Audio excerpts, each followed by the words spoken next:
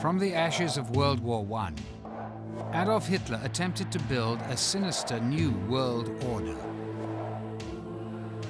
led by a so-called race of Aryan supermen, spreading a reign of terror unlike any the world had ever known.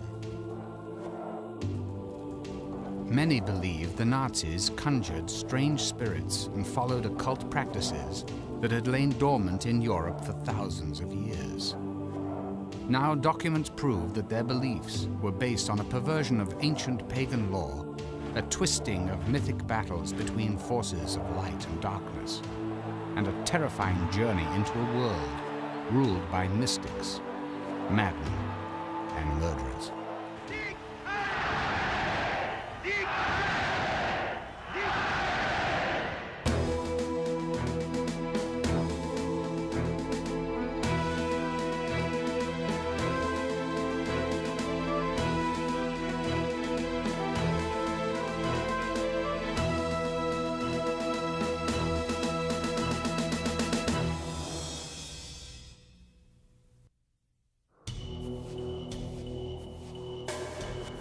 The Himalayas of Tibet. In the 1930s, the Nazis began searching the top of the world for evidence of ancient high priests who they believed were their blood ancestors.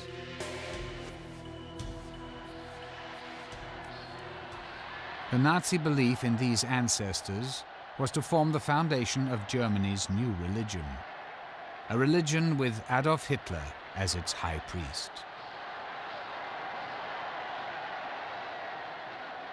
Inspiring Hitler's evil crusade was a belief that pure Aryan blood was being contaminated by so-called inferior races, and that once rid of foreign elements, a new race of Aryan supermen would rule the world. This was the Nazi interpretation of ancient myths and occult lore dating back thousands of years.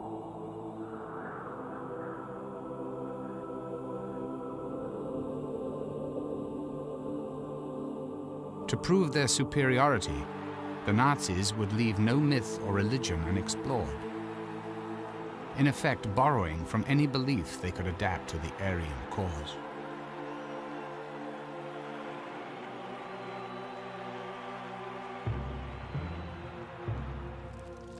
As a foundation for this new faith, Hitler needed to eliminate competing religions. To achieve absolute control, he not only used the power of myth, but co-opted Christian ritual. His inner circle, who had strong ties to the occult, would help him to accomplish this goal. Among them were Deputy Führer Rudolf Hess, whose correspondence reveals a devotion to astrology and forecasting by the stars.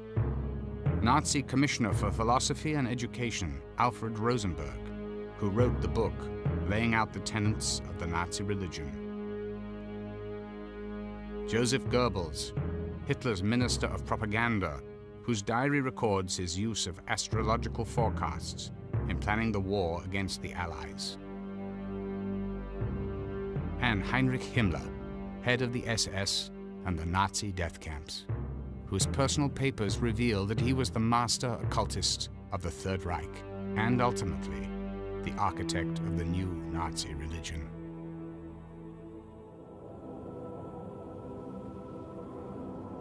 At the foundation of this new religion was an ancient occult legend that tells the story of a continent somewhere in the North Atlantic. There lived a race of super beings who had fallen from grace through evil and vice.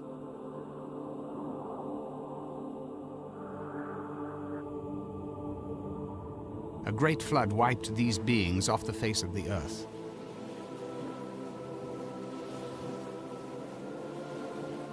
But before they could all be destroyed, certain priests escaped by boat, eventually finding their way to India and the high peaks of Tibet. These escaped priests, believed by mystics to be the original race of Aryan godmen, were said to be the ancestors of all Indian and European people. The land was called Atlantis.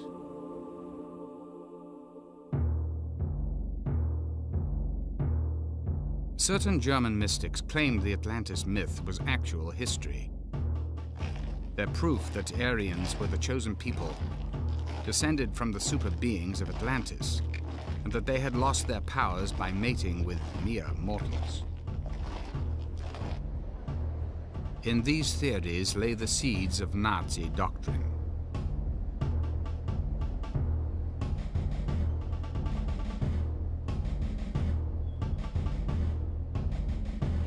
Reichsführer SS Heinrich Himmler, an extreme nationalist, made it his mission to prove that the Germanic peoples were the descendants of the Atlantic master race.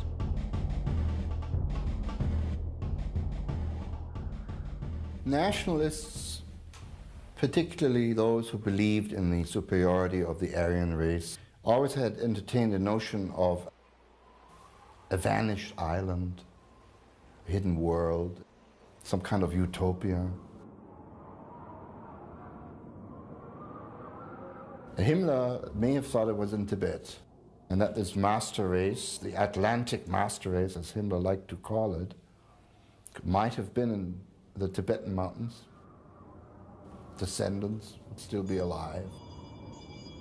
Himmler believed the occult legend of Atlantis was true, that the mythical super beings of Atlantis eventually made their way from Tibet to northern Europe, and that their descendants became the Nordic or Aryan races.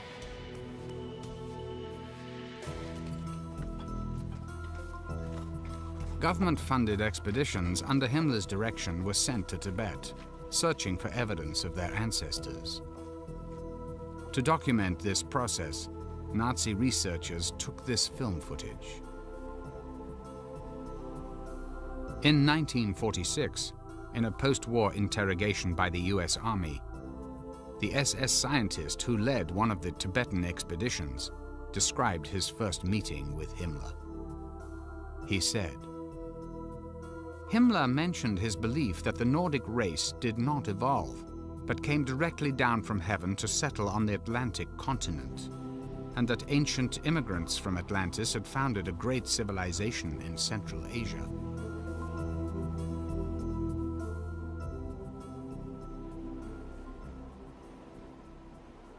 Although he was a very rational, calculating power broker, he was also a romantic idealist, and he certainly believed in these myths. Otherwise he wouldn't have spent the money and the time and the energy he did sending expeditions to Tibet.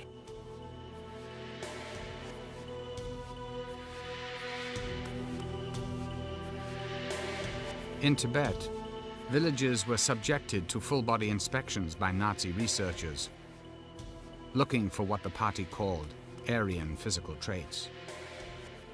Narrow foreheads, long limbs, and angular features.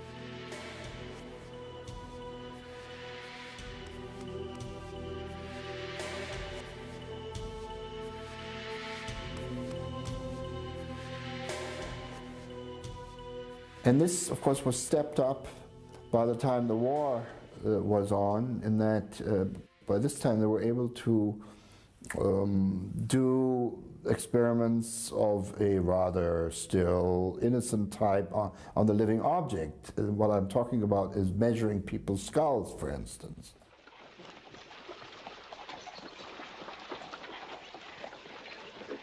The quest to prove the superiority of the Aryan race soon moved into the criminal.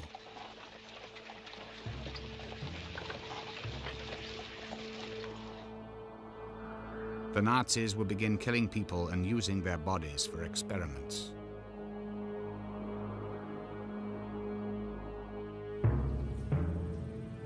They believed that once they had proven that their ancestors were gods, it would be a simple step to recreate this race of Aryan godmen through selective breeding. That you could somehow force human evolution in a sort of hothouse environment by selecting the parents of a child and then rebreeding their offspring. until the day when eventually you managed to breed the Superman, who was predicted by all their occult theories.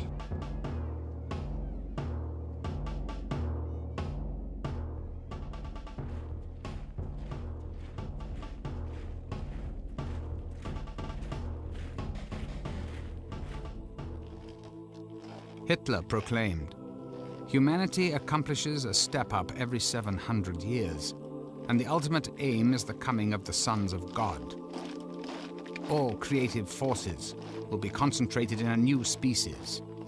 It will be infinitely superior to modern man." All that had to be done was the Aryans had to repurify themselves in order to restore their magical powers and therefore restore their original identity of being the God-men.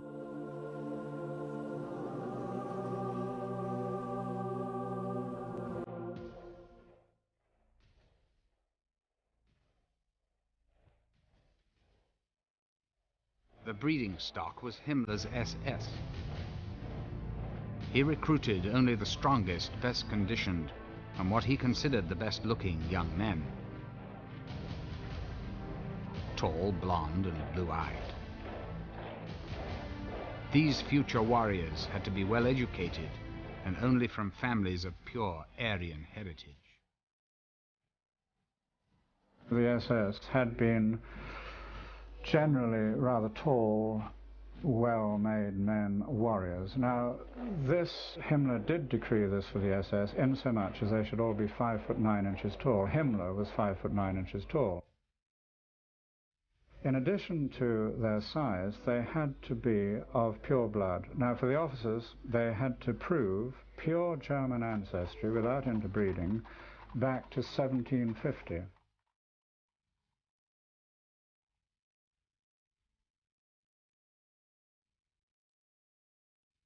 Himmler's SS, at one point 3 million strong, were encouraged to father as many children as possible, regardless of their marital status.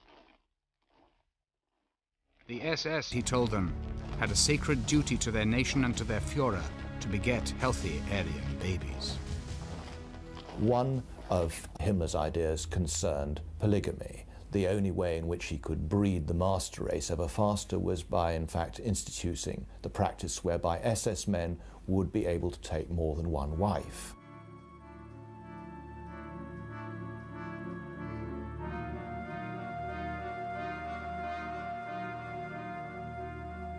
In 1935, Himmler created the SS Lebensborn program, meaning fountain of life.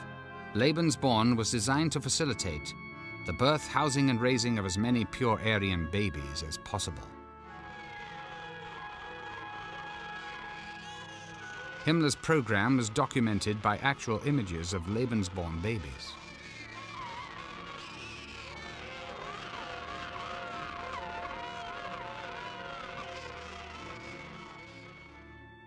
The SS Lebensborn was providing conditions whereby young girls could in fact be served by SS studs.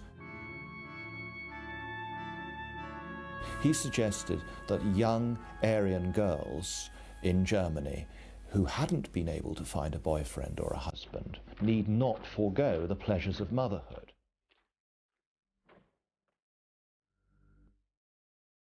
According to Lebensborn doctrine, an illegitimate child was no disgrace, as long as the mother was genetically fit.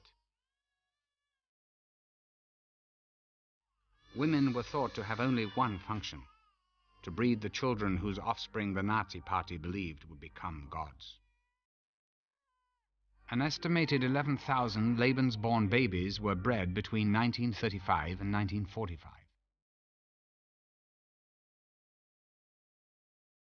Most of these children never knew their parents.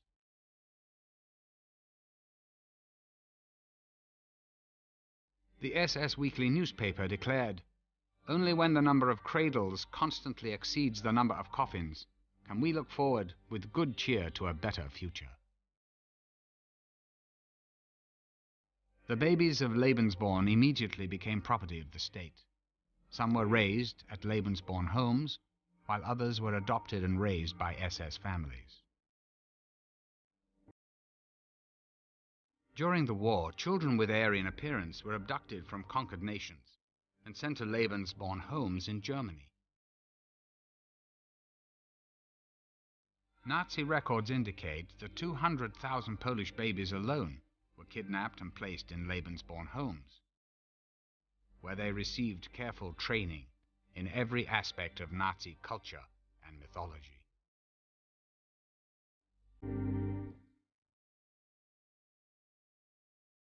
Long before Hitler came to power, these beliefs were flourishing against an already racist backdrop. There were many organizations in Germany and Austria around the turn of the century which blended racist ideology.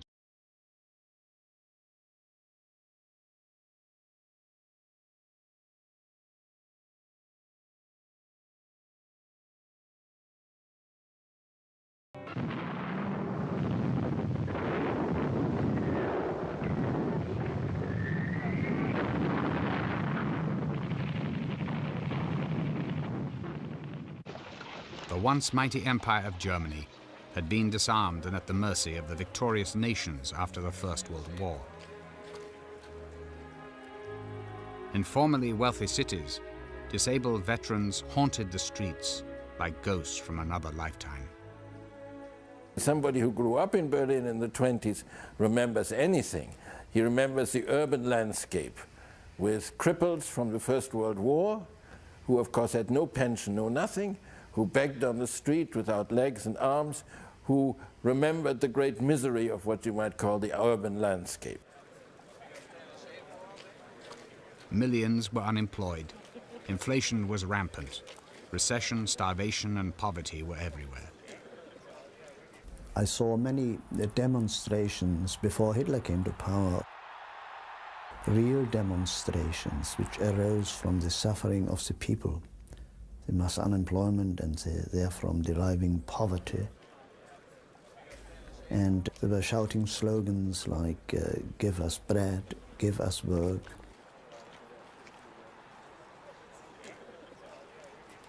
People looked for a scapegoat. Fear and distrust of foreigners intensified. Both ends of the political spectrum made a bid for the loyalty of the German people.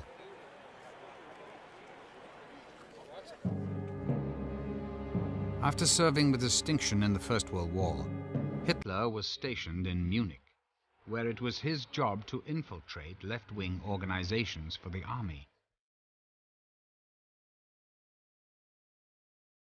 One assignment changed the course of his life. He infiltrated an organization that was a backroom political club called the German Workers' Party. But far from being the communist organization that its name implied, the party turned out to be extremely right-wing. Hitler liked what he heard, joined, and eventually became leader of the organization. Attending an early rally where Hitler spoke was a disillusioned war veteran named Rudolf Hess. He came back taking 3 steps by one jumping up and said, I saw one this evening, he's going to bring back Germany to the recommendation it had before the war, and this is the only man who was able to do it. Hess was convinced the dynamic orator he heard was the long-awaited Messiah, prophesied in German occult circles. With racist philosopher Alfred Rosenberg, Hess was a supporter of one of the more prominent groups, the Thule Society, which actively sought a Germanic Messiah and was dedicated to the revival of the so-called Aryan master race. Members practiced astrology, sun worship, and other occult sciences, thinking that this would help them reach their goal.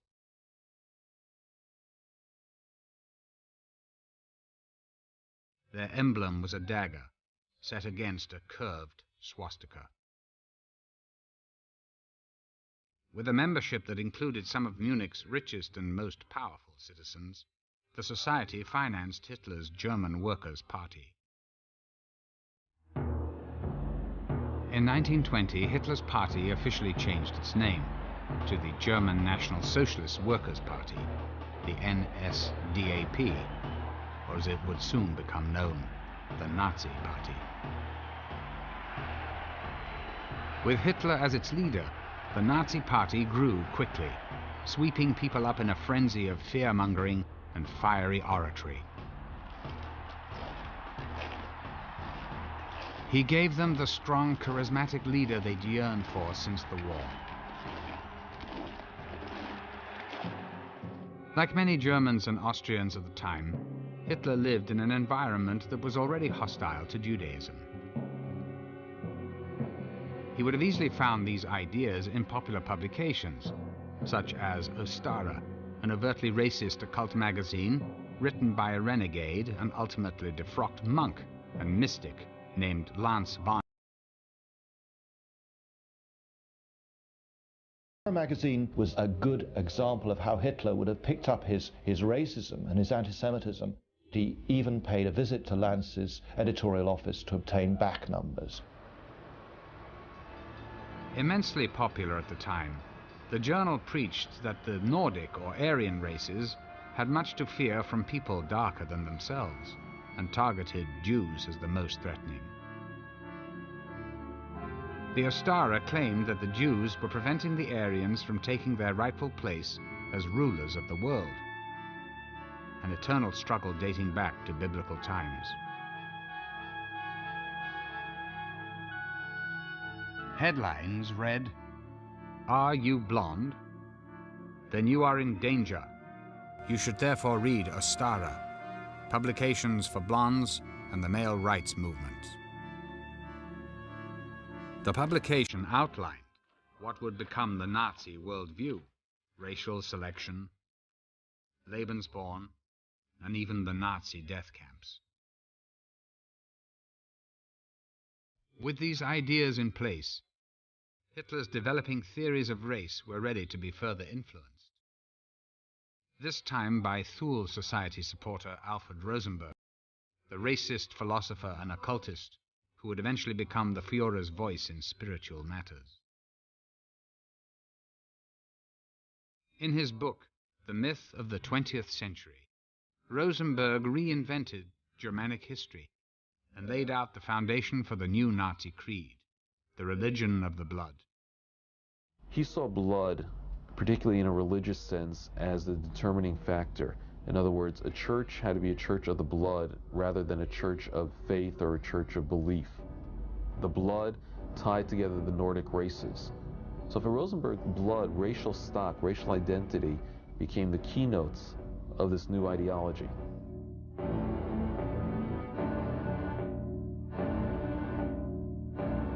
Rosenberg preached that the blood of a people carried the soul of the race.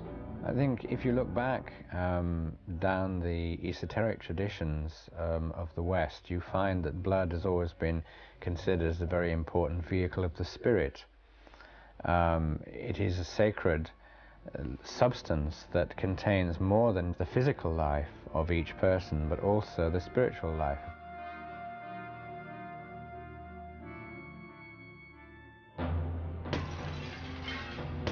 Nordic myth replaced the Christian Bible as the foundation of the new Nazi religion.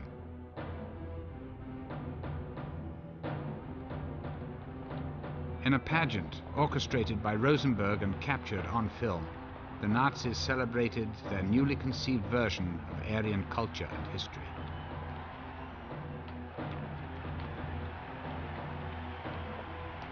Rosenberg wrote, "Today a new mythos is dawning, the mythos of the blood, the belief that the godly essence is to be defended through the blood."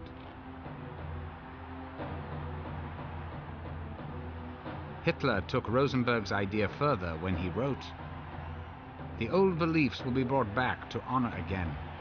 The whole secret knowledge of nature, of the divine, the demonic. We will wash off the Christian veneer and bring out a religion peculiar to our race."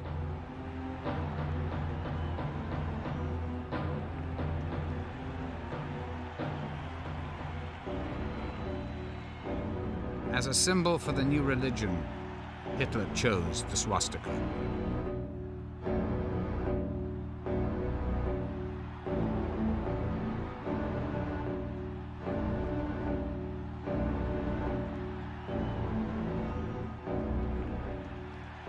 The swastika can be found all over the world in many different cultures throughout history. From earliest times, it was the symbol of good luck in China, and to this day it remains a religious emblem in the Hindu and Buddhist faiths. It had been carried by knights on shields as a magical protection, and it had also had connections. It was non-Christian in an overt sense. It represented the hammer of Thor, and of course Thor was a god of thunder and power and so on, a very macho, patriarchal kind of god. Among the Norsemen, the swastika was a reminder of the Arctic sun, worshipped throughout pagan law as a bearer of life and good fortune. For Hitler, the swastika held a different meaning. He wrote, "In the swastika, we see the mission of the struggle for the victory of the Aryan man."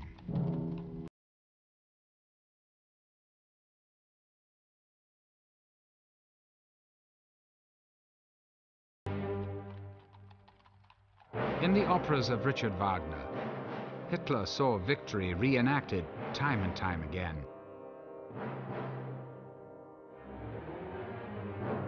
Questing knights, epic sagas of Teutonic traditions, and Norse mythology of warring forces of darkness and light were a common thread in German culture. Wagner gave these stories their most triumphant voice.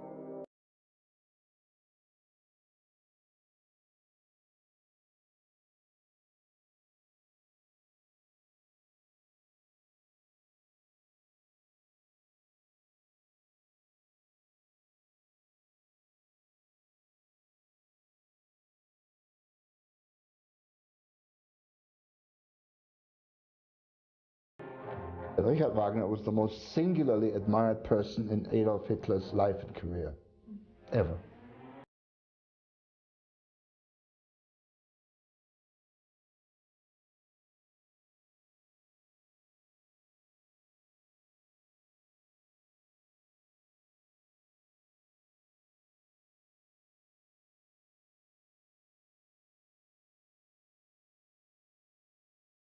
Is absolutely has the effect of a drug, completely eliminating the intellectual, the critical approach.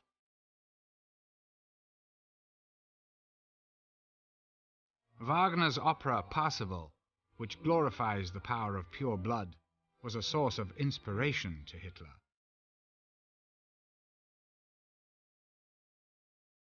It is an epic retelling of the quest for the Holy Grail. According to legend, the Grail was a mystical vessel bearing sacred blood, and it promised unlimited powers to anyone who drank from it. It was believed the Grail could only be found by the purest of knights. In Parsifal, Wagner brought his own ideology to the story. Parsifal is proclaiming on one side, and this is very important, he proclaims compassion, but only compassion for the Aryan, for the selected one.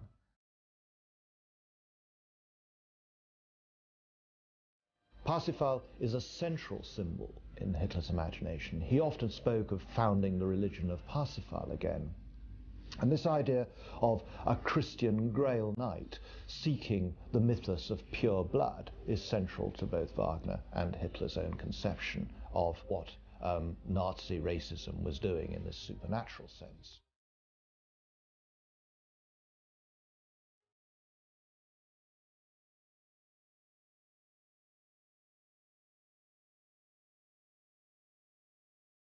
In 1938, Hitler commissioned this portrait of himself dressed as a knight.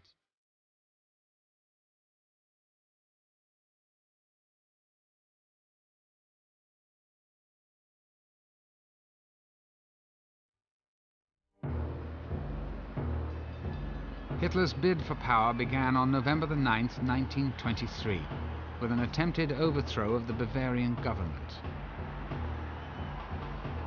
Leading a private army called Stormtroopers, he launched a surprise attack on a beer hall where government leaders were meeting. With Hess and Rosenberg at his side, Hitler brashly announced the formation of a new government, then took to the streets, marching 3,000 stormtroopers through Munich. They were confronted by police, shots were fired, and 16 of Hitler's men were killed. It was a failed coup. But in the 10 years before Hitler seized power, the 16 would become martyrs.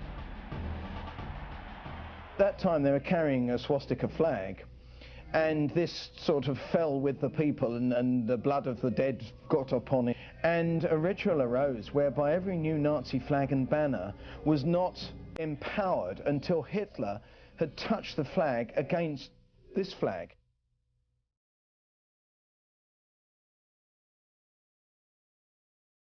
Nazi blood attained a sacred, symbolic power, ritualized and sanctified in the ceremony known as the Rite of the Blood Flag.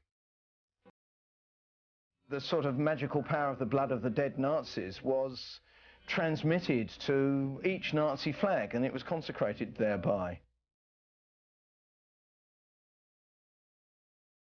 The blood flag was the crucifix of Hitler's religion. It would come to symbolize his new reign. In 1933, Hitler succeeded in becoming the Führer, the leader. Unser Führer, der Reichskanzler Adolf Hitler, hat das Wort.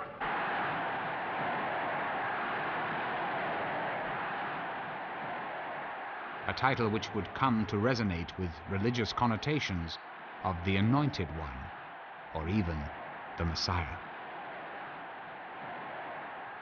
Adolf Hitler's time had come.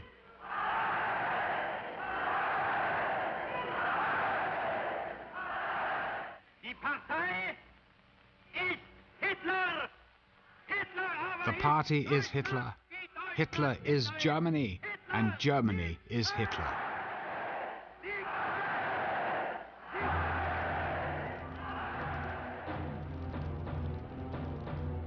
With Hitler's elevation to leader, the blood religion became the undisputed religion of the Nazi Party, complete with holy days and martyrs.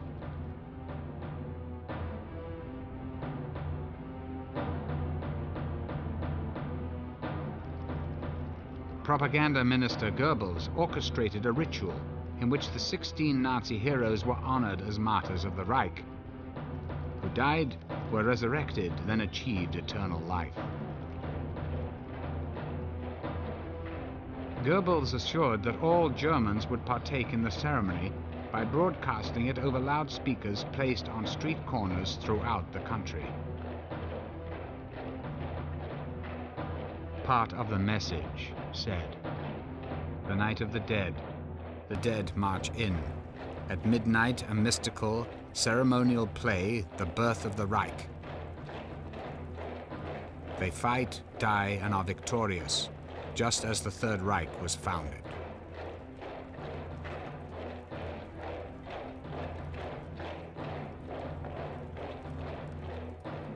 According to Hitler, their blood was the holy water of the Third Reich. I suppose most movements, they have their martyrs, and those who died in 1923, they were considered to be martyrs, and they were an example how you should stand firm and defend for what you believe in. So there was that religious undertone. The first martyrs of the Reich became known as the 16 Immortals.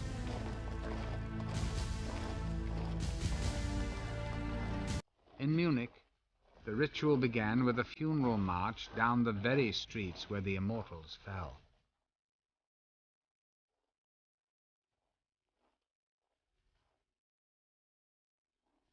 At the front of the procession, they carried the blood flag.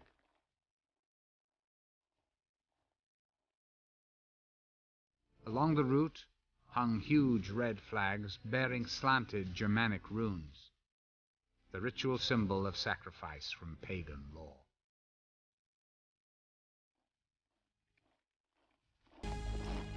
So in a way, we can see this as a transfer of the Easter procession in Jerusalem up to the Church of the Holy Sepulchre through the Stations of the Cross. So there is an obvious copying of Christian ritual.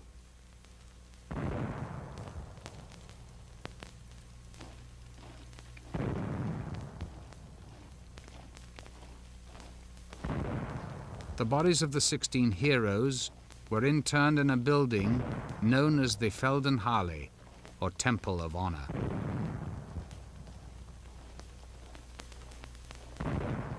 It would become a Nazi shrine. During this annual ceremony, the names of the 16 were called out, with anonymous voices answering the heroes' roll call, as if the dead marched in spirit with the living. And when I was about 16, 17, my father took me to Munich, and I went to this Feldherrnhalle, and there the coffins were all lined up, and there were guards standing, presenting their rifles and steel helmets, and it was all rather eerie. In so many intervals, the names were mentioned, and they said, Friedrich Müller, and then a voice said, here. And then the next name, Hermann Stammer.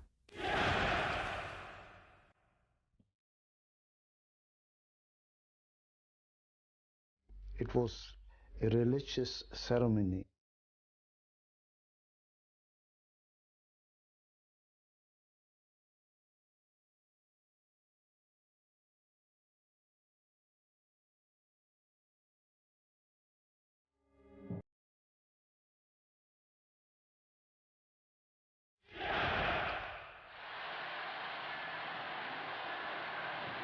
With the rituals of his new religion in place, Hitler unleashed the next step of his plan.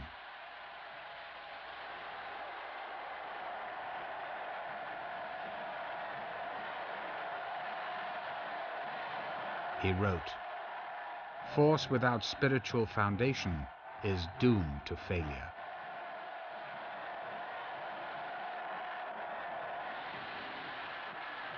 It is a nationalism which determines everything. Your whole lifestyle, yes? Your whole thoughts, everything. The centerpiece of it, if you like, is that you are willing to sacrifice yourself for your fatherland.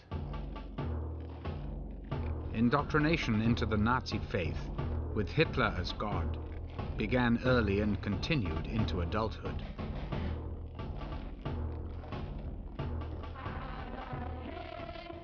Adolf Hitler is our savior, our hero. He is the noblest being in the whole wide world. For Hitler we live. For Hitler we die. Hitler is our Lord.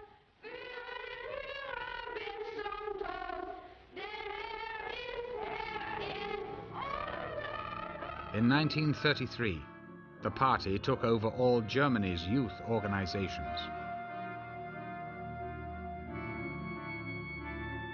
For girls, the compulsory organization was the League of German Maids, where they were taught self-sacrifice, to marry young, and that their bodies belonged to the nation.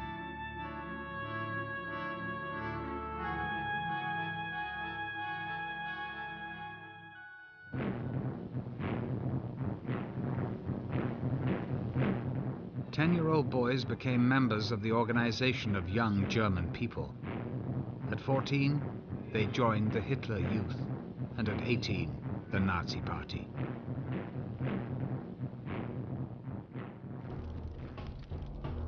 At each stage, they were taught the Nazi creed of sacred blood rituals, racial superiority, and total allegiance to Hitler, even to the death.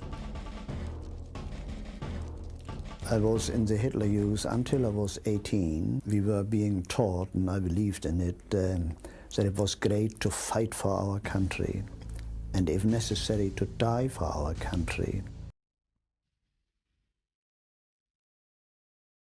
This film shows one way the Nazis instilled this ideal. A war hero visits a Hitler youth camp.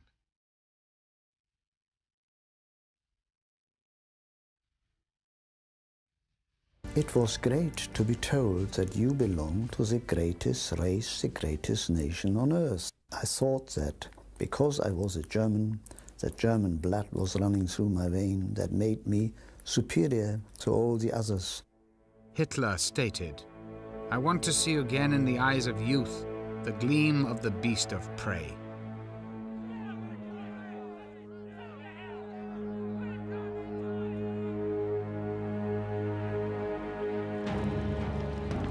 The Hitler Youth chanted a song of death. We are rising up to face storms of battle. A hero's death is our right. In other words, saying that a 17-year-old would be imbued with a notion that he can claim the right, it must be given to him to lay down his life to die for Führer and fatherland. You are nothing, your nation, your race is everything.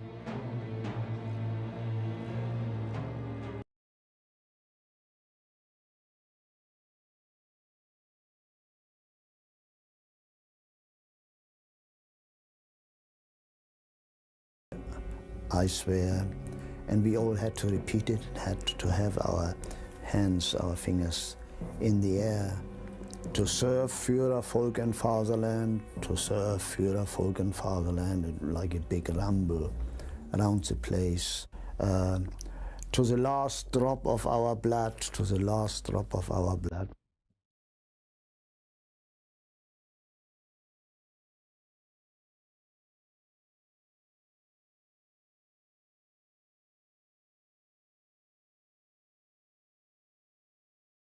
At the core of every German's indoctrination was Hitler's autobiography, Mein Kampf, or My Struggle. In it, he outlined the philosophy of the plans for a 1,000-year Nazi reign. Mein Kampf became the Nazi Bible. I thought it was the greatest book ever written. The Bible is nothing as compared with that. And I still can quote from it now. And I mean, I've read it more than 60 years ago. In conjunction with Mein Kampf, the principles of the blood religion began to form the basis of Nazi policy. Forced sterilization laws were enacted. Even Aryans were investigated for hereditary diseases. Ailments ranging from tuberculosis and epilepsy to alcoholism and depression were cause for automatic sterilization. Over 400,000 Germans suffered this fate. Hitler rationalized. The demand that defective people be prevented from propagating equally defective offspring is a demand of clearest reason, and if systematically executed, represents the most humane act of mankind.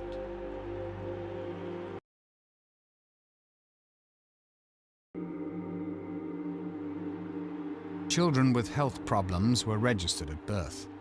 If their problems persisted, Nazi doctors would secretly administer lethal injections, telling their parents they died of natural causes.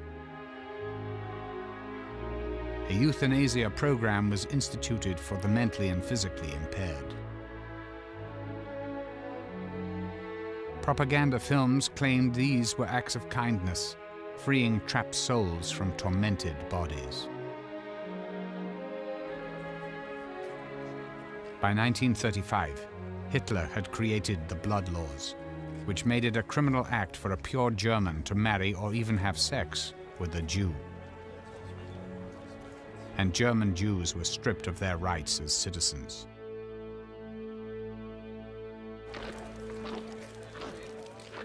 But the worst was still to come. Purifying the Aryan bloodline was only half of Hitler's demonic plan. To finally clear the way for the last stage of human evolution and assure the coming of the Aryan millennium, the Nazis felt that one obstacle remained: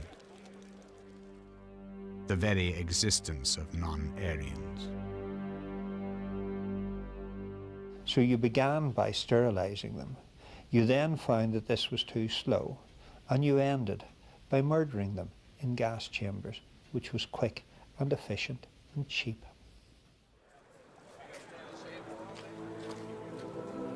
Hitler wrote, "The gravest and most ruthless decisions will have to be made, a barbaric measure for the unfortunate who is struck by it, but a blessing for his fellow man and posterity.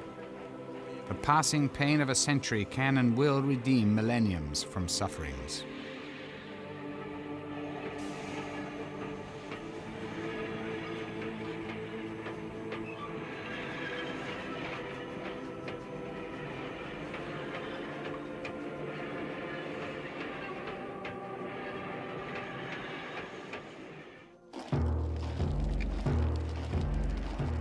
The idea that the few should be sacrificed for the good of the many extended even to Hitler's SA, the stormtroopers.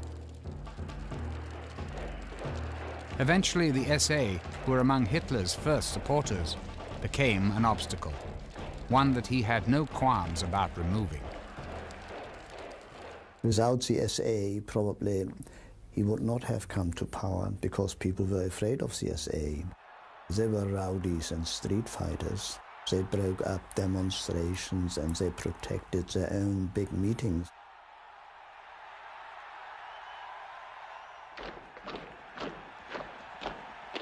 The middle class and the army came to fear the SA.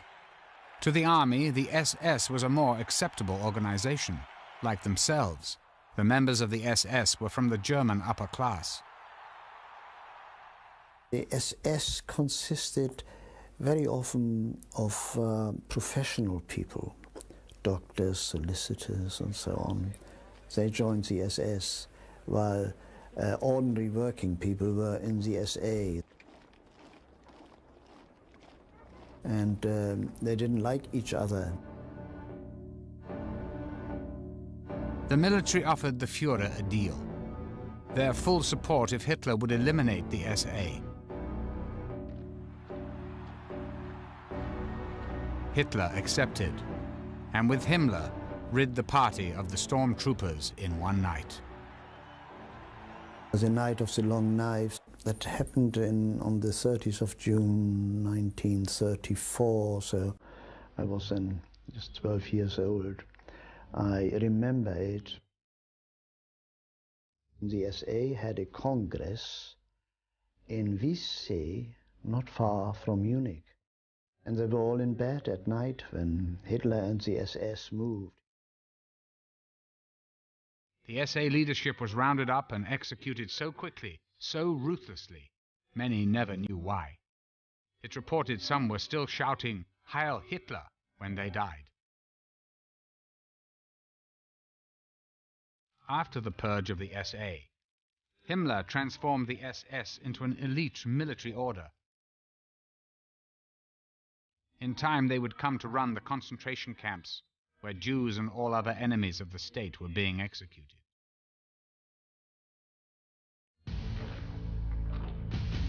But Himmler's vision of the SS was not yet complete.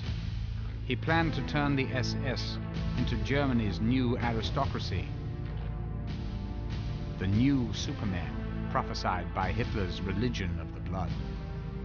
Himmler's conception of the SS was no less than the creation of a new bloodstock elite for the Nazi order in Europe.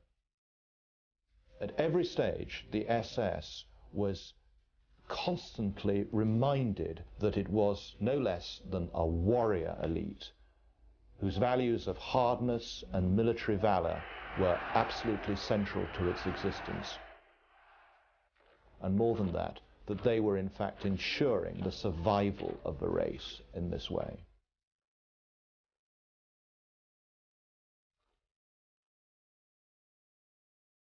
Himmler was born a Catholic, but by the time he met Hitler, he was already a confirmed occultist. It's difficult for us afterwards to equate this man, who certainly believed in a God, and to link him up with a man who was master of the killing machine in Germany. But actually the two things, of course, are linked, because what he was trying to do was to root out the forces which he believed had corrupted Germany and get back to their pure-blooded forefathers. Himmler brought a range of unlikely influences to his design for the SS, including the Hindu religion. During the war, he reportedly traveled with a copy of the Bhagavad Gita, a holy book from the Hindu religion. It tells the story of a great battle on the field of righteousness between the forces of good and evil. The Hindu belief in reincarnation and its rigid caste system appealed to Himmler. It was a perfect model for a Nazi warrior elite which would rule the world. Historians now say that Himmler was convinced that he was the reincarnation of King Heinrich, a German leader from the Middle Ages who stopped the Slavs from invading Germany. As the Nazis prepared to march on Eastern Europe, Himmler believed he was on the path to realizing his karmic destiny, that his SS had returned to the fatherland to fight a similar holy war. On the night of July 1st, 1937, to mark the millennium anniversary of King Heinrich's death, Himmler staged a sacred reburial rite at Quedlinburg Cathedral, the original location of the great king's castle and the site of his tomb. Accompanied by solemn music, Himmler and a group of high-ranking SS officers led a torch-bearing procession to the candlelit crypt. There he led them in prayer and meditation.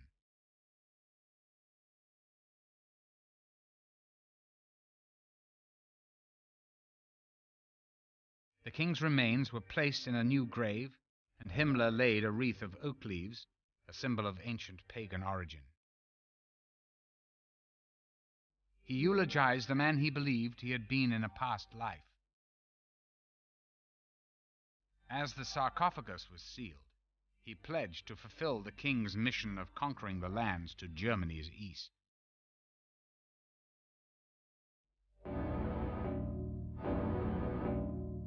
Himmler modeled his SS on the 13th century order of Teutonic Knights, who killed and enslaved the people they conquered.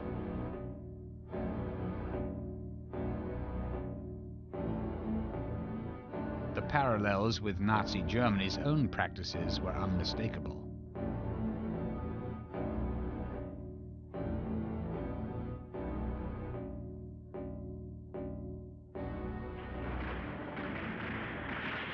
The Reichsführer SS attempted to reinstate the feudal system that the knights had lived by.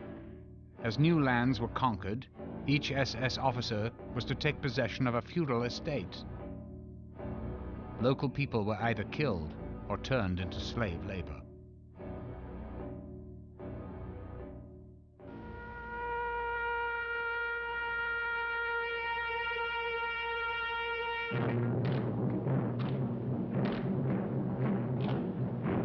Like the Teutonic Knights, Himmler transformed a series of ancient castles into SS training schools that were both military and religious centers.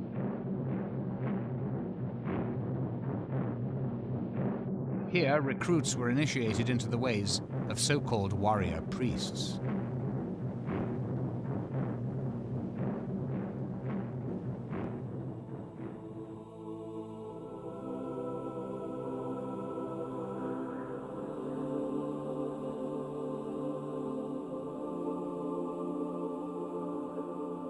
In 1934, Himmler chose Wewelsburg as his personal castle.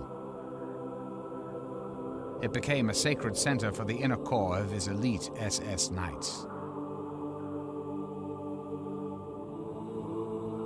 Himmler chose Wewelsburg because he was told by his occult or spiritual advisor that this was going to be the magical strong point of German resistance to a great army from the east. And there would be a great battle there, and the eastern hordes would be turned back. Himmler had grandiose plans for his medieval castle at Wewelsburg. But this required a prodigious workforce. To assure an ample supply of slave labor, he built a concentration camp nearby. From 1939 to 1945, 4,000 prisoners worked on Himmler's castle. Nearly a third of them died while working on it. When one looks at the plans and memoranda, and indeed the miniature models that were laid out of how the Wewelsburg would ultimately rebuild, it indeed looks like the Holy City in Rome. Wewelsburg is built in the shape of a triangle with 3 corner towers. Around this basic design, Himmler had plans to build a large colony. The village would have been demolished and cleared, and they would have created a huge site with interlocking spaces, barricades, other turrets, and circular curtain walls sweeping over a vast area, creating no less than a kind of SS Vatican.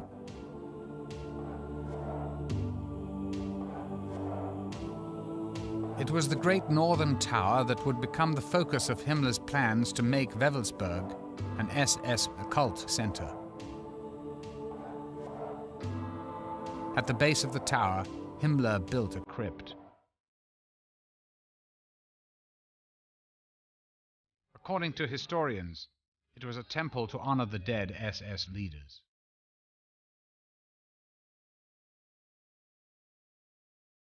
The vaulted ceiling created an eerie acoustic. And in the middle of the well would have burned a kind of holy fire.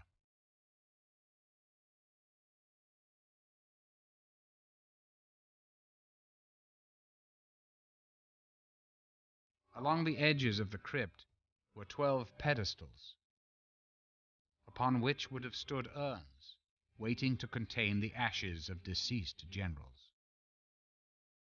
What would happen is the SS always had to have the 13 leadership.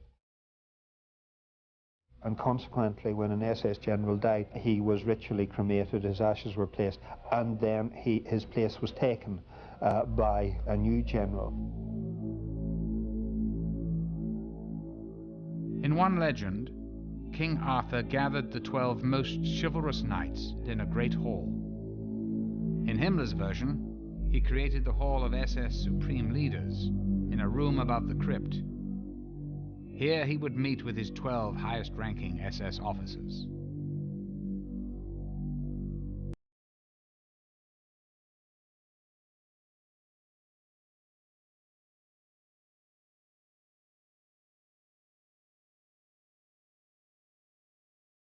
Himmler tried to create a replica of the Grail Chapel from the Arthurian legend. A mystical chalice, the Grail was said to have contained sacred.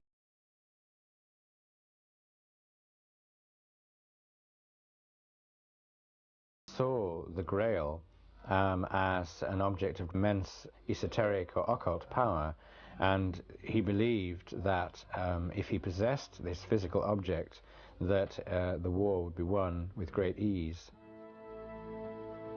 To Himmler, the sacred blood of the Grail legend was pure Aryan blood. He believed it possessed a magical quality. His closest advisor on Grail lore was archaeologist Otto Rahn. Also obsessed with the Grail legend, Rahn believed it was hidden in the caves of southern France. Himmler was drawn to Rahn's knowledge of the occult and his lifelong pursuit of the Grail, Once in Himmler's inner circle at Wewelsburg, Rahn would continue his quest for the Holy Grail, only now as a knight of the Nazi Party. Himmler personally funded Rahn's expeditions, several of which concentrated on the area around Montségur in southern France. There stood the site of the great fortress of the Cathars, the heretical sect accused of devil worship and wiped out by the church in the 13th century. And there was a very strong tradition, as indeed there still is, that the Cathars had possessed the secret of the Grail, and that just before the castle of Montségur fell, the 3 knights of the Cathar order escaped over the walls and took something with them, something of great value. Tradition later said that this was the Grail, or that it was the secret of the Grail, and that they hid it in the whole warren of caves. Rahn's expeditions also took place in Germany. A letter on file from Rahn to SS headquarters suggests that he believed he was close to realizing his lifelong dream. To bring my work to a successful conclusion, I must personally inspect the sites. First, I have to go to the Wildenberg ruins, the German castle of the Holy Grail. There are currently digs underway.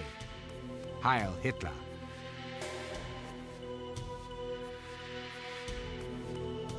But Rahn was never able to secure the ultimate prize, the sacred chalice itself. In 1939, Otto Rahn mysteriously resigned from the SS. Many believed Himmler issued orders to have Rahn killed once it was clear his quest for the Grail had failed.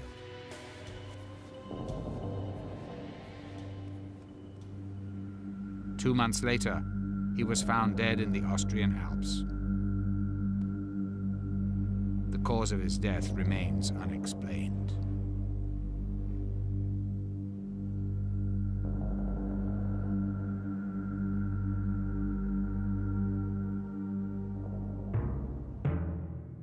In his continued quest to prove the superiority of the Aryan race, Himmler created a research institute called the Ancestral Heritage Organization. In addition to conducting medical experiments on human beings and checking bloodlines to ensure racial purity, the organization's mission was to resurrect and reinterpret occult practices, ancient Germanic myths, and pagan lore.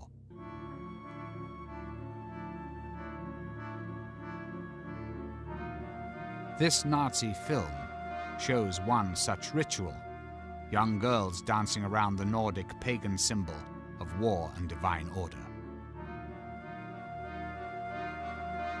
To control all occult knowledge, Himmler confiscated the libraries and artifacts of any occult society that was not associated with him. This included secret societies such as the Freemasons, who the Nazis believed were an occult organization created by the Jews to conspire against the Germanic people. While Himmler suppressed certain occultists, he also advanced the careers of others, such as Karl Maria Willigut. In Willigut, Himmler believed he'd found the key to popularizing the ancient pagan tradition in modern Germany. The mystic became a high-ranking SS officer and one of Himmler's prized possessions. Well, the interesting thing about Willigut is that he is really perhaps the leading example of an occultist in the immediate circle and service of Reichsführer SS Heinrich Himmler. Willigut believed he was a direct descendant of the Norse god Thor. Copies of his papers, found in Himmler's personal file, reveal that Willigut believed he possessed extrasensory powers.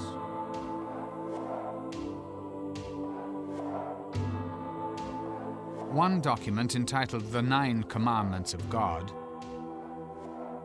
was signed by Willigut and initialed by Himmler. Written in both modern German and the runic alphabet, it suggests that Willigut thought he was using his powers to rediscover the ancient rites and rituals of Germany's pagan past. According to Nordic legend, the runic alphabet used by Willigut was given to mankind by Odin, the supreme god in Norse mythology.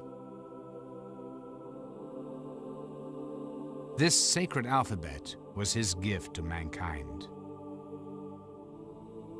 The runes were derived probably from a mixture of ancient signs that were carved on stone in pre-literate times.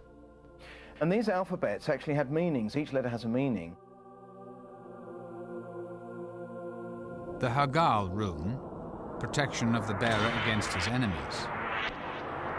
The Odal rune, one's connection to the clan or tribe. The Tyr rune, victory and world order. The Sig rune, the sun or conquering energy. These symbols appeared throughout the Nordic world, on such objects as Viking ships, battle spears and shields. The alphabet of ancient priests and magicians, runes were believed to be mystical tools for fortune-telling, casting spells, and invoking magical spirits. You cast the runes, somewhat analogous to a tarot layout. You throw them and then you read the particular combinations of runes that arise. It has got the reputation of being an extraordinarily powerful magical system. As Germany's warrior elite, members of the SS were taught the meaning of the runes.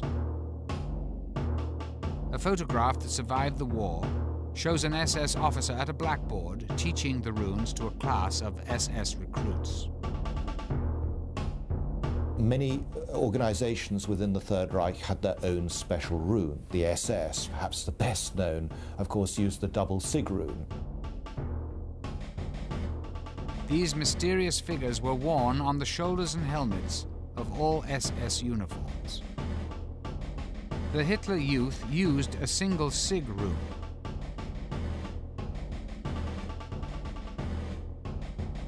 These ancient mystical symbols were seemingly everywhere.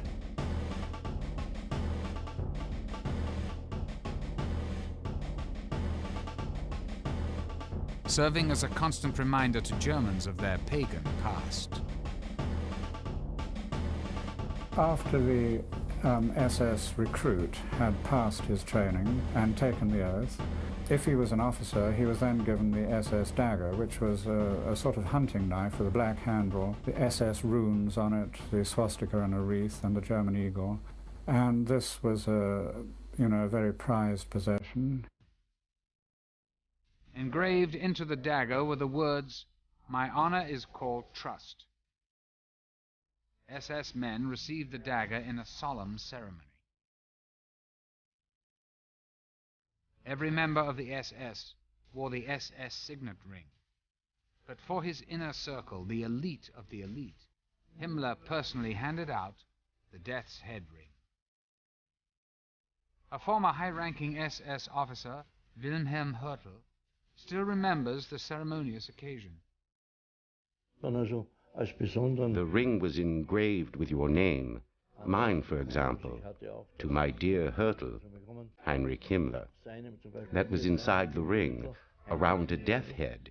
That was supposed to symbolize the close connection to the SS and to Himmler.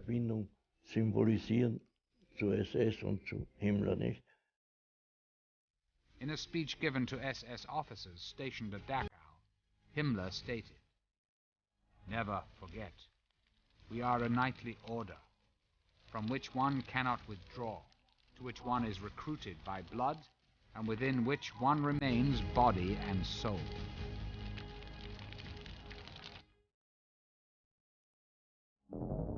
Borrowing from Germany's pagan past and his own Catholic upbringing, Himmler invaded SS family rituals from the moment of birth. One picture we have which shows a full tableau of such a sort of Nazi or Hitler shrine for the purpose of baptism of infants. An SS altar in place of a crucifix, a picture of Hitler, and the babe would have been presented, if you like, into the community of Germanic warriors through this kind of tableau. The marriage ceremony also became an SS ritual. Mimicking ancient Germanic tribes, SS officers took on the role of the clan leader, who presided over marriages. Himmler himself officiated at one such ceremony. This rare footage shows one of his SS officers marrying Gretel, the sister of Hitler's mistress, Eva Braun. Rings were exchanged, as well as bread and salt, the ancient pagan symbols for the fertility and purity of the soil.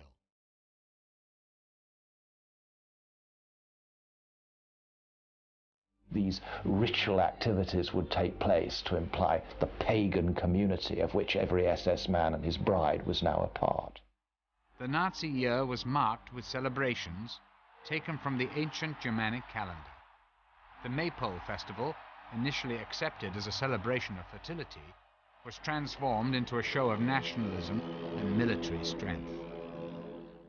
Hitler said, "And so it is that this day, the 1st of May, the land is filled with celebrations of the resurrection of the German people out of eternal inner strife."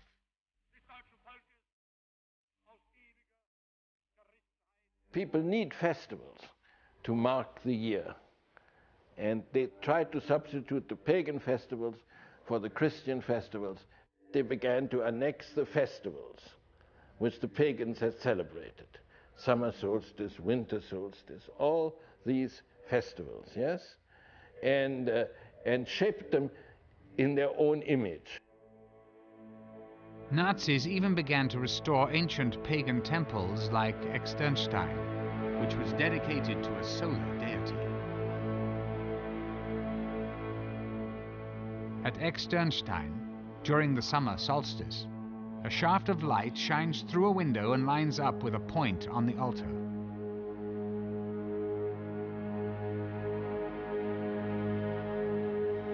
While Externstein was considered a holy place for Germanic tribes, it is far from unique among ancient temples in tracking the sun's movements. Himmler was convinced, however, that it was proof of the superior intellect of prehistoric Germanic priests. In Nazi Germany, the festival at the summer solstice would be turned into a fascist rite. Traditionally, summer solstice festivals were a celebration of life and of the sun's powers.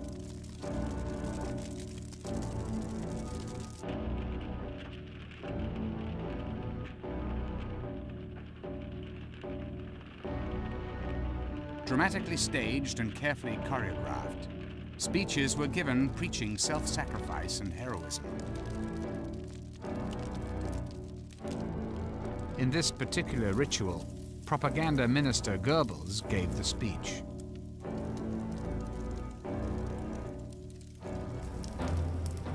In ancient times, the bonfire represented the ritual relighting of the sun. In Nazi Germany, they were tributes to the Führer.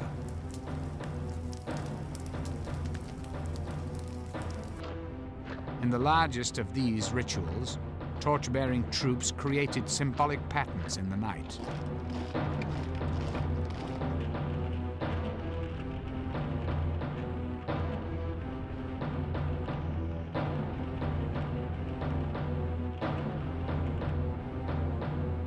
At the end of the year, the long night of the winter solstice honored Germany's dead. Himmler explains in his Dachau speech, "The winter solstice is not just the end of the year, but it is also the festival on which one thought of the ancestors and of the past, on which the individual is clear that he is nothing, an atom to be wiped away at any time, while linked in the eternal chain of his lineage by a true humility. The full calendar of rituals culminated with the rally at Nuremberg, where the vows between party and people were renewed year after year.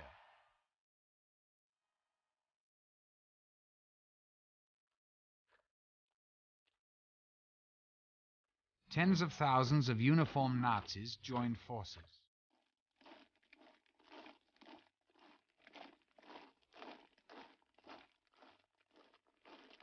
The week-long rally was orchestrated to sweep people up in a spectacle of sheer power.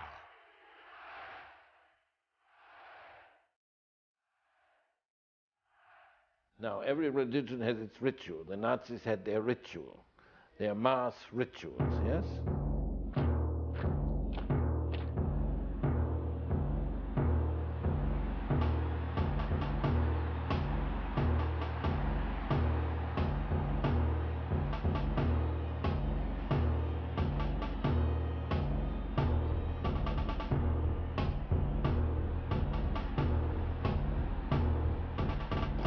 And what did it give to people, these mass meetings? When the merchant leaves his lonely shop, yeah, and joins in the crowd in action, then he feels one, and he's happy. One with the others, and he's happy. He's lost his loneliness. Oh, it was great to go to a rally. All the uniforms, and there was an electric atmosphere already before it all started. There was singing going on, and then suddenly it was announced, Der Führer kommt, the Führer is coming, and then we saw him walking up to the stage, and there was shouting of Heil, Heil, Heil, Heil.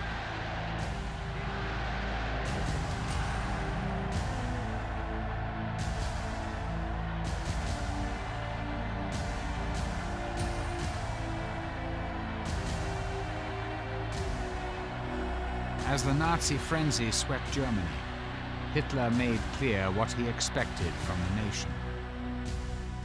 The party is the selecting ground for German political leaders. Its doctrine will be unchangeable. Its organizations will be as hard as steel.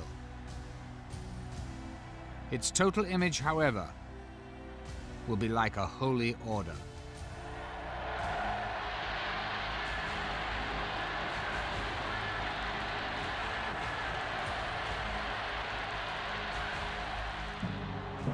Nazi mass rallies were carefully orchestrated to build to an overwhelming emotional epiphany that evoked a religious fervor.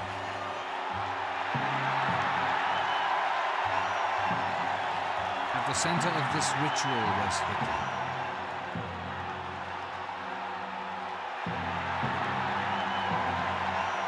Everything was constructed to make Hitler look like divinity. Messiah.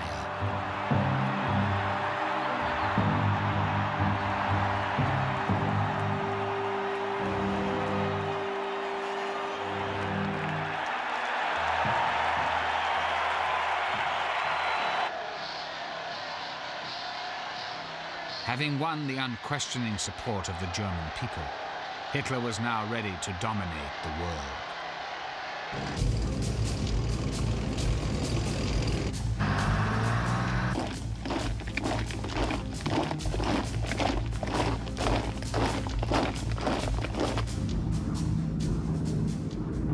From the onset of the war in 1939, country after country fell to the Nazis.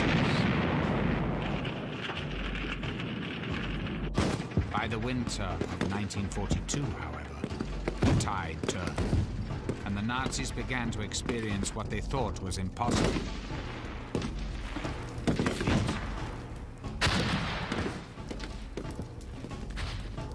As the Nazi war effort grew more and more desperate, they expanded their use of the occult sciences, from research and ritual to a basis for making military decisions. Certain members of the German Naval Command became convinced that the Allies were already employing mystical forces to wage war against Germany. They believed that the British successes at locating and destroying German U-boats had been achieved through occult means, and that the best way to combat this was also by using the occult as a weapon. This led Himmler to establish a top-secret institute dedicated to the ancient occult practice of pendulum dowsing. Over maps of the North Atlantic, clairvoyants would swing an object suspended from a string, attempting to locate the position of Allied convoys.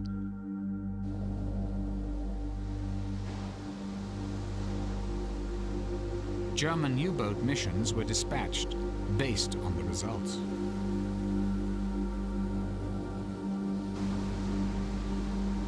In this letter written by Himmler, dated January the 12th, 1943, he refers to dowsing research and training having made great progress during the year.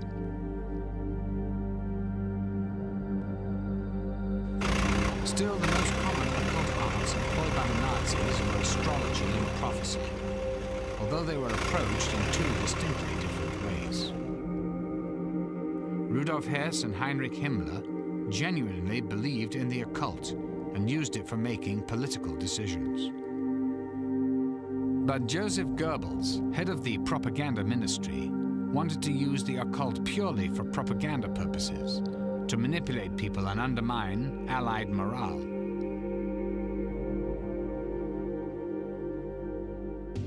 Goebbels soon became aware of a great source of mystical knowledge, the predictions of Nostradamus. One of the most celebrated visionaries of all time, Nostradamus completed his masterpiece of prophecy in 1555. The book contains subtle references to a crisis in Britain and Poland in the year 1939, the year Nazi Germany invaded Poland. Nearly 400 years after Nostradamus wrote his book. For Goebbels, Nostradamus was a perfect propaganda tool, whose work could be interpreted as predicting a great victory in Germany's future. Nostradamus' prophecies are written in four-line poems called quatrains, and they're so dense and esoteric that you can interpret them in many different ways. To interpret the French prophet, Goebbels recruited renowned astrologer and Nostradamus expert Karl Ernst Kraft.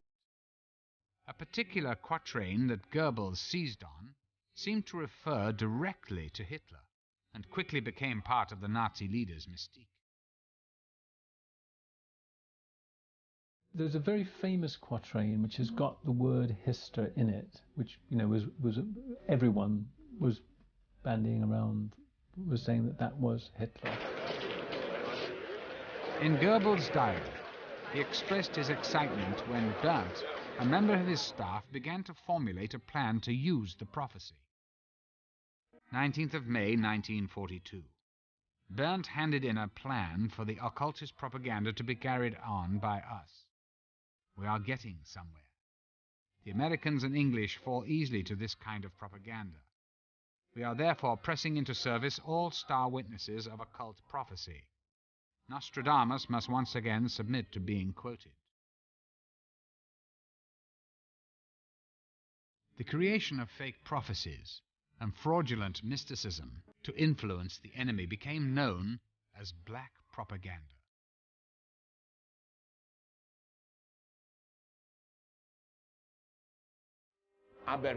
Yes, they made up a flyer of the Nostradamus prophecies and threw them all over France, that France would be destroyed if it did not capitulate.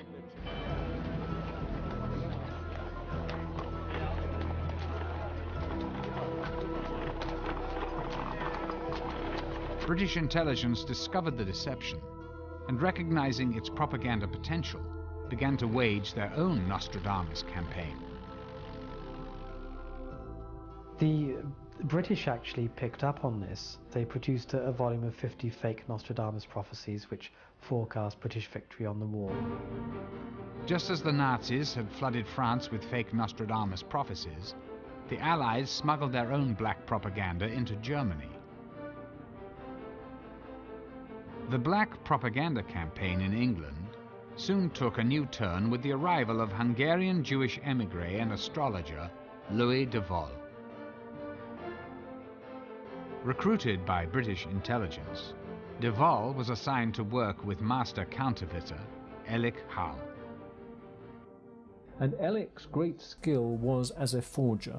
I mean, you know, forging documents, forging magazines, forging Nostradamus quatrains. Howe and de Vol decided to create a counterfeit version of Germany's leading astrological magazine, Zenit.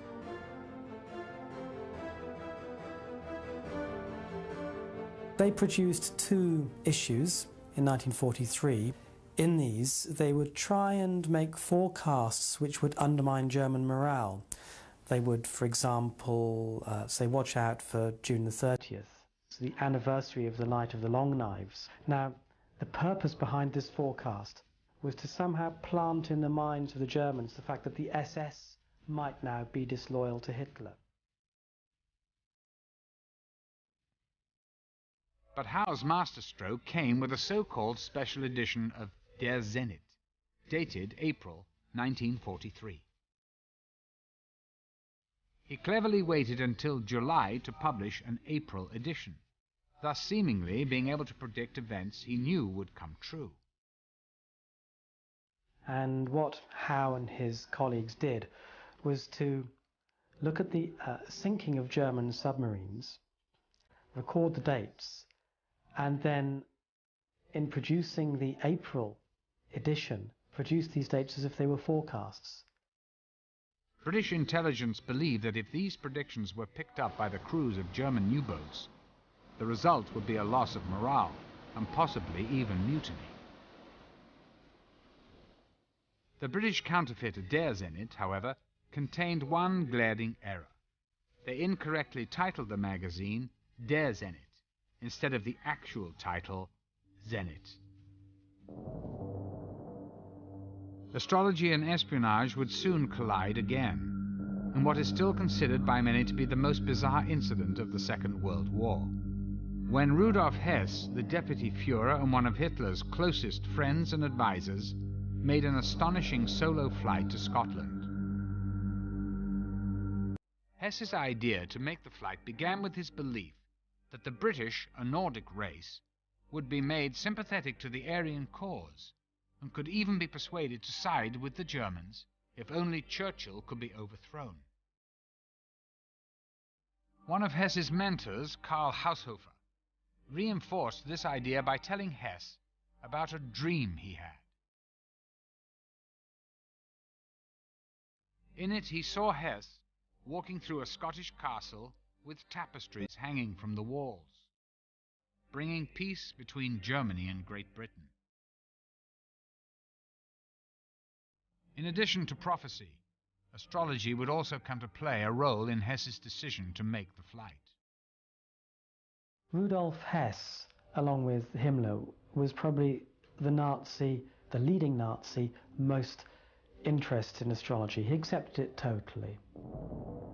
Astrologer and close friend Ernst Schulte Strathaus cast a horoscope for the deputy Führer that revealed an auspicious arrangement of the planets. On May 10th, 1941, there was a particularly powerful astronomical lineup. Basically, there were 6 planets in Taurus and a full moon exactly on the opposite side of the zodiac in Scorpio. And according to astrological tradition, when you get such a lineup, you'll get a major shift in global affairs. And therefore, it was fair to assume that May the 10th, 1941 could provide the turning point in the war. There has always been some doubt whether Hess flew to Scotland based upon astrological advice. However, recently discovered documents written by Hess from prison in England include a letter to his mother. In it, he asked her to have 2 documents notarized. a record of Karl Haushofer's dream, and the horoscope cast by Schulte Strathaus.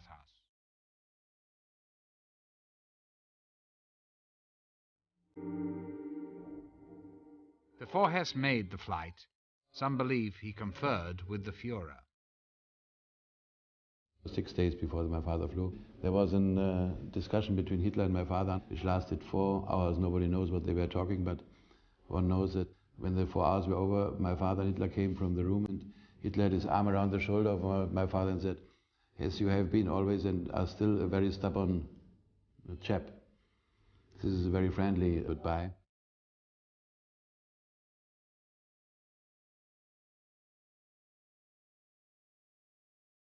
Whatever words passed between Hitler and Hess, at 5:45 p.m. on May the 10th, 1941, Hess climbed into a Messerschmitt fighter and set off for Scotland. His plan was to meet with the Duke of Hamilton, a man he'd met through Karl Haushofer. Hess hoped to use the Duke to bypass Churchill and attempt to make peace directly with the King of England. Having written the Duke several letters in advance of his mission, Hess was expecting a warm welcome. But the letters that he sent my father were, of course, all intercepted by the Secret Service. Instead of a greeting party, when Hess entered British airspace, he was shot down by the RAF and forced to bail out. He hurt himself getting out of the aircraft, certainly hurt himself on landing. And he wanted to be captured, and he thought that he could be taken straight to see my father just by saying that he wished to see him. Hess was discovered by a Scottish family, shown here on their farm where the plane crashed. Hess claimed to have a very important message for the Duke of Hamilton. But at first they refused to believe that the man who had parachuted into their field was the Deputy Führer of the Third Reich. My father was told that a German pilot had landed and was asking to see the Duke of Hamilton. My father went and saw the prisoner, who introduced himself as Hess. It was quite amusing because my father went to see Churchill and was taken in to see the great man who was about to relax and watch a Marx Brothers film that evening. Churchill was quite incredulous about this. I think his words were, "Do you mean to tell me that the Deputy Führer is in our hands?" And when my father said, "I think it could be the case," he said, "Well, Hess or no Hess, I'm still going to watch the Marx Brothers film." Churchill's strange reaction to Hess's flight remains unexplained. A great deal of information about the events of May 1941 remain classified in British war files. The Führer's reaction remains equally puzzling. Well, Hitler's reaction to Hess's flight was one of his major acting performances. He made a tremendous performance of surprise, shock, horror, and everything else. When it appeared that Hess's mission had failed, of course, then all the propaganda came out that Hess was a lone madman. He did it on his own, and he was a bit, you know, a few cups short of a tea set. Hitler blamed the entire Hess affair on the advice of Hess's astrologers. In response, the Nazi propaganda ministry issued an edict called Action Hess that forbade the public practice of any occult sciences, including astrology. The result was a further clampdown on the activities of astrologers, who were eventually all rounded up in the Action Hess. A month after Hess's flight, they arrested all the prominent astrologers that they knew about and took them away for interrogation. Karl Kraft, the man who provided Goebbels with the powerful reinterpretations of Nostradamus, as well as striking the accurate astrological predictions, would suffer the ultimate punishment, according to a former colleague. Edward Kallik was a political prisoner who became friends with Kraft during their time in a concentration camp together. He said, "Edward, you will survive, but they will kill me because I know too many secrets." He went to Buchenwald and he said, "They will kill me there." And he was killed there. Und war dort ermordet. The astrologers who were arrested under the Action Hesse were treated in different ways depending on their use to the Reich. Those already working for Himmler were released immediately and allowed to continue their work. During this time, Himmler came into contact with one of Germany's leading astrologers, Wilhelm Wolff.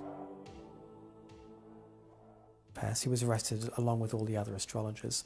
Wolff himself says that he used to tell his guards about their horoscopes. Wolff then started casting horoscopes for General Schellenberg, who was head of counterintelligence under Himmler. Walter Schellenberg was the chief of the political secret service, which was part of the SS. He was my chief and my friend. Schellenberg did not believe in astrology, but he made use of it. When Schellenberg wanted to discuss some matter with Himmler, he would explain that an astrologer had predicted this matter.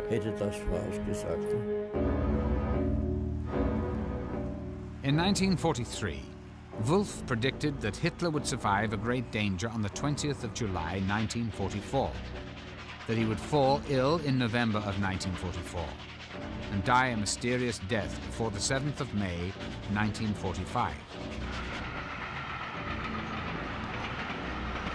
On the basis of these predictions, Wolff became Himmler's personal astrologer and one of his most trusted aides. All of these predictions came to pass. In a post-war interrogation by the Allies, Schellenberg admitted using Wolff to advance his own position. He believed that Wolff's influence would carry great weight with Himmler.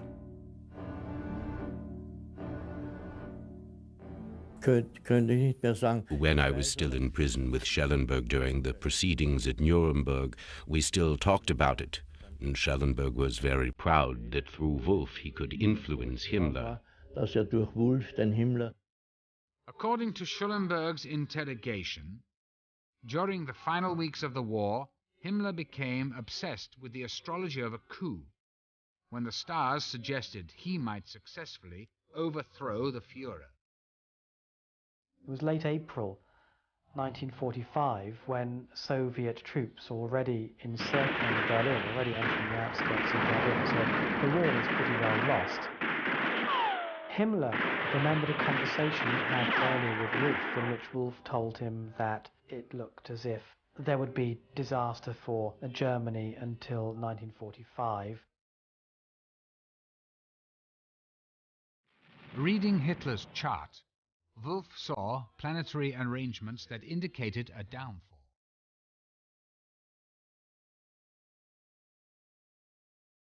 Wolff and Schellenberg continued to urge Himmler to overthrow Hitler and install himself as the leader of the waning Reich.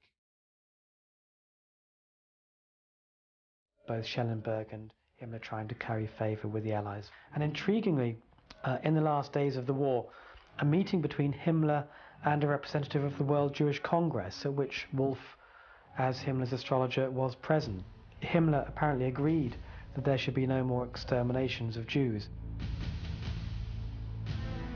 Despite Hitler's order to continue the exterminations to the end, Wolff was instrumental in convincing Himmler to temporarily stop the killing.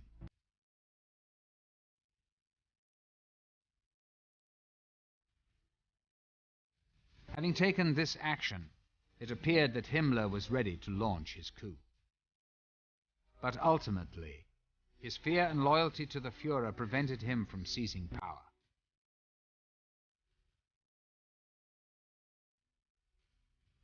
Himmler remained hopeful that some mystical force of destiny at hand.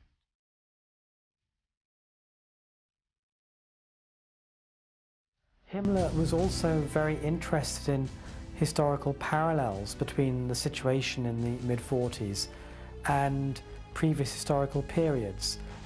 Himmler looked back to the previous Great German War with Russia, the 7 Years' War, the fought between Frederick the Great of Prussia and the Russians. Fortunes are said to have turned then when the Russian Tsarina Elizabeth died. In April 1945, President Roosevelt died, and Himmler took this as a sign that history was about to repeat itself and Germany was going to be saved.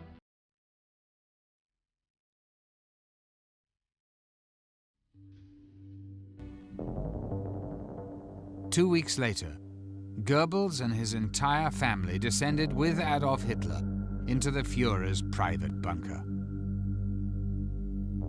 On April the 30th, Adolf Hitler and his bride Eva Braun committed suicide. Goebbels poisoned his 6 children, then shot his wife and himself. Dressed as a common German soldier, Heinrich Himmler almost managed to escape.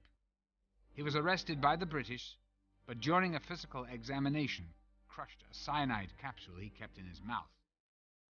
At 11:04 p.m. on the 23rd of May, the Reichsführer, who had summoned occult forces in the service of Aryan glory, was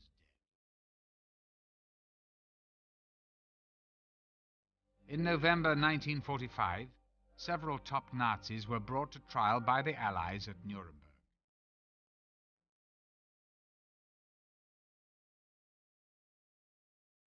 Rudolf Hess was sentenced to life in prison. He died there at the age of 93.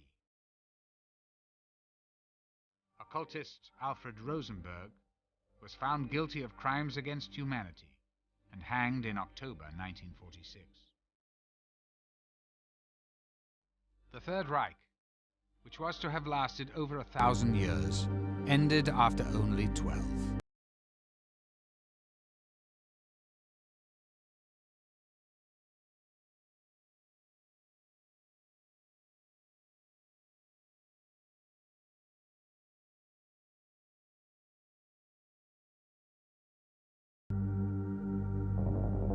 Ironically, among them were the first generation of Hitler's so-called master race, who were to father further generations of Aryan supermen. Throughout history, mythology has had a powerful influence on the human mind. All cultures have been mythically driven. However, in Nazi Germany, the linking of political aims to a corrupted mythology led to an evil unparalleled in history.